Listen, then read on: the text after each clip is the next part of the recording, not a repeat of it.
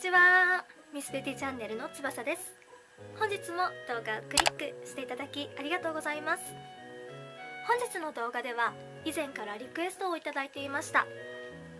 じゃん、こちらのティンカーベルモチーフのカチューシャの作り方をご紹介していきたいと思います。こちらの耳とリボンの部分に関しては、基本のカチューシャと同じですので、ぜひ過去のこの辺にリンクつけておきますので、過去の動画から基本の作り方とこのカチューシャへのくっつけ方はぜひそちらをチェックしてください。今日は主にここの羽の部分と飾りの部分をご紹介していきたいと思います。ご興味ある方は最後までご覧ください。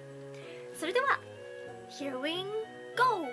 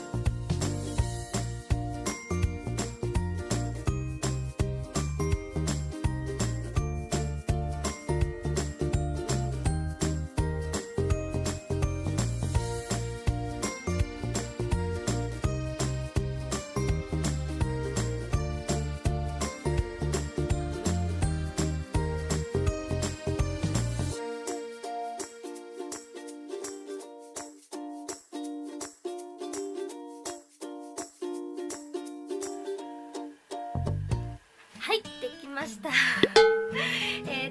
ィンカーベルモチーフのカチューシャです。表はこんな感じです。葉っぱのドレスとティンカーベルの羽、それからこのポンポンはティンカーベルの靴についているポンポンをイメージしました。それから後ろはこんな感じで少し飾りをつけました。はい、かぶってみるとこんな感じです。いかがでしょうか。